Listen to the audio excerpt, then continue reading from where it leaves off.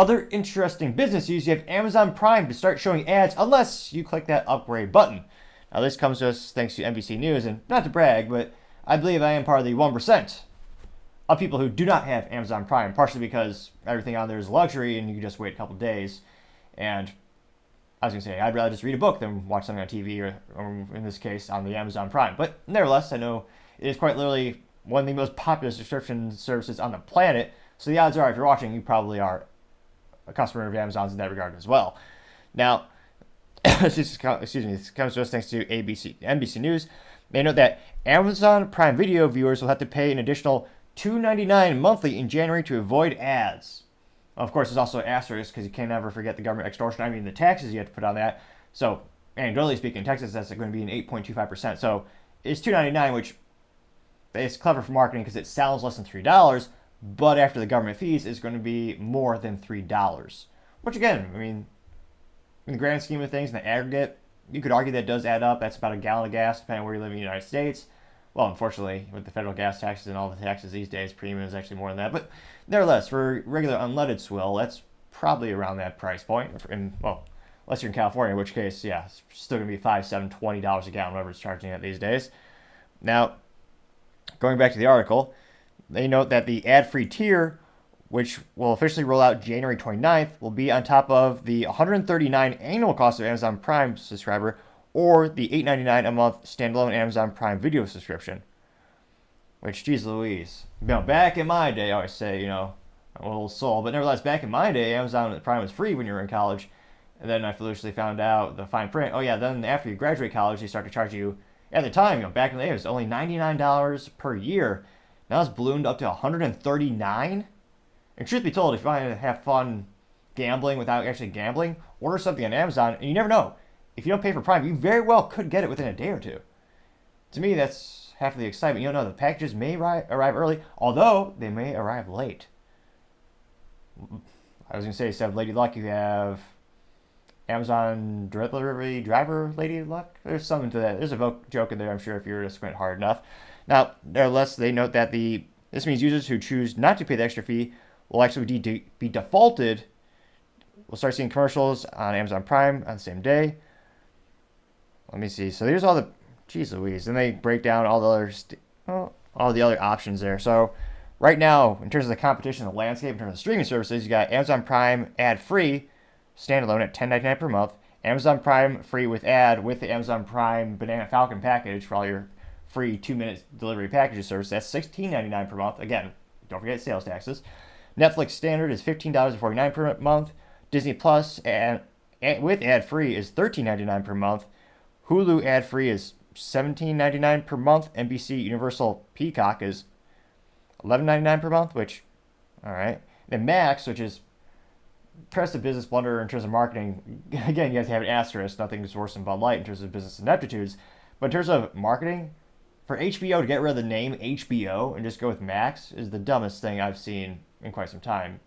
Now, Max is charging $15.99 per month. Again, that's before local taxes are applied. Now, they're noting that advertising is taking a growing share of Amazon's businesses, and it now accounts for more than 8% of the company's total net sales, according to the company's financial statements. Advertising income surpassed income for subscription services last year, the statements additionally show. Jeez Louise. Now, Amazon has indicated it continues to suffer net losses from licensing and distribution of video content.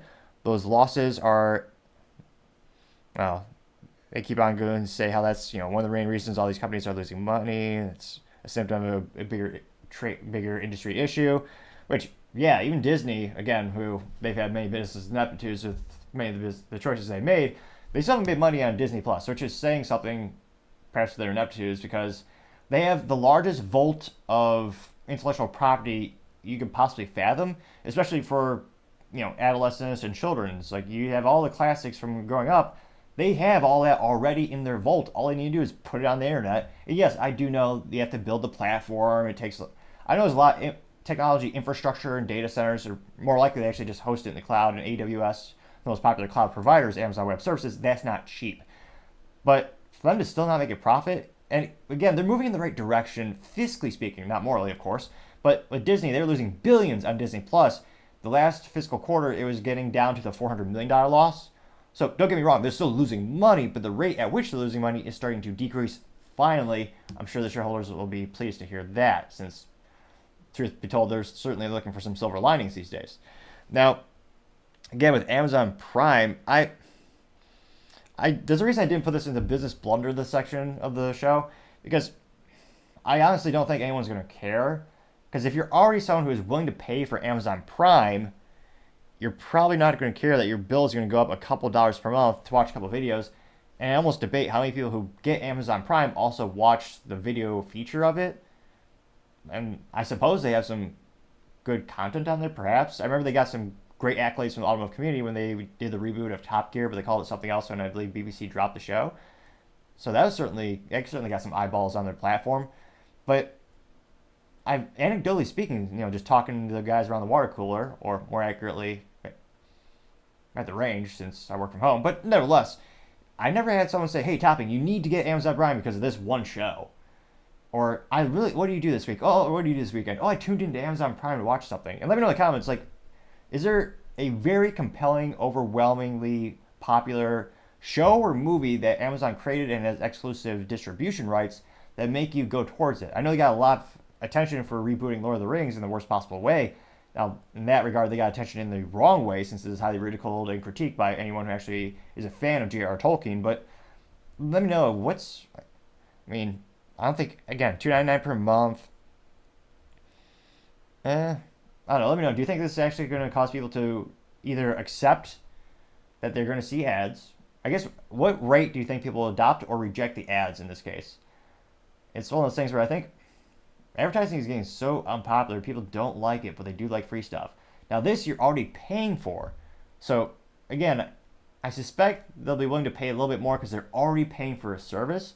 As opposed to, one of the reasons I think YouTube Prime or YouTube, Premium, whatever they call the bloody thing, whatever they call that, it's not very popular because the user is so conditioned to get the content for free. I mean, since its inception, YouTube has always been a free platform. The way it's, I was going to say it usually loses money, but the way it's actually long-term sustained the platform for Google or Alphabet is with advertisements. That allows the user to get the programming or to get the shows and little cat videos. They're all free. So to go from free to paying for it, that's why I think the adoption rate for YouTube is near zero in terms of people paying for the Prime or the extra subscription. But for Amazon, you're already paying that yearly subscription for it. I suspect overwhelmingly you will have people pay a little bit more not to have ads. I don't think those will drive people away from the platform, though who knows? As I always say, time shall tell. Thank you again, everyone, for taking the time to tune in. Again, we're trying to get to 4,000 subscribers by the end of January, so if you click that button, I would greatly appreciate it. Also, leaving a comment is a great way to give me some feedback. Let me know I could be doing better and better. Also, giving a thumbs up is a great way to help with the YouTube and Rumble algorithm, so the video gets shared more often, helps the channel grow and develop. Also, don't forget to take time to tell your family, tell your friends, tell your coworkers, heck, tell your enemies, tell anyone and everyone. Just stay safe, fight the good fight.